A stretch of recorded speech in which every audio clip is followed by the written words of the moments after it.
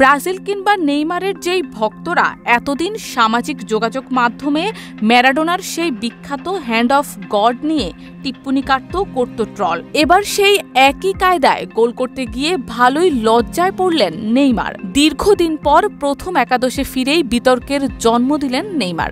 গত মার্চের পর এটি ছিল তার প্রথম শুরু করা ম্যাচ। করেছেন এমন এক গোল যেটি না করলেই বরং ভালো হতো। পায়ের খেলা ফুটবলে নেইমার যে গোল করে বসেছেন হাত দিয়ে, যার ফলস্বরূপ কপালে জুটেছে দ্বিতীয় হলুদ কার্ড। বোতাফোগোর এক খেলোয়াড়কে ফাউল করায় ম্যাচের প্রথমার্ধেই দেখিয়েছিলেন প্রথম হলুদ কার্ডটি, যার ফলে কপালে জুটল লাল কার্ড। অর্থাৎ প্রত্যাবর্তনের ম্যাচে মোটামুটি মুখ লুকিয়ে মাঠ ছাড়তে হয় নেইমারকে। সানবিট সব দিবে সামাল।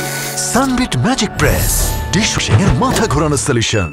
মাঠে ফেরার জন্য বেশ কিছুদিন ধরেই লড়াই চালিয়ে যাচ্ছিলেন নেইমার। ইনজুরি কাটিয়ে ফিরেছেন ক্লাব ফুটবলে, কিন্তু জাতীয় দলে নেইমারকে পেতে এখনও অপেক্ষায় থাকতে হচ্ছে তার ভক্তদের। এদিকে ব্রাজিলের কোচ কার্লো আনচেলোত্তি এখনই নেইমারকে দলে ডাকছেন না, তাই ক্লাবের হয়ে মাঠে নামাটাই এখন নেইমারের ভক্তদের কাছে বড় পাওয়া। চোট কাটিয়ে ব্রাজিলিয়ান এই তারকাও ফিরলেন মাঠে। সেই ম্যাচেই করলেন ইচ্ছাকৃতভাবে হাত দিয়ে হাস্যকর গোল করার চেষ্টা। ঘটনার সূত্রপাত হয় ম্যাচের ৭৬ মিনিটের সময়। সান্তোসের একটি আক্রমণ বোতাফোগো গোলকিপার হাত দিয়ে রুখে দিলেও বল নিয়ন্ত্রণে নিতে পারেননি। বল সামনে চলে গেলে ছুটে আসেন নেইমার।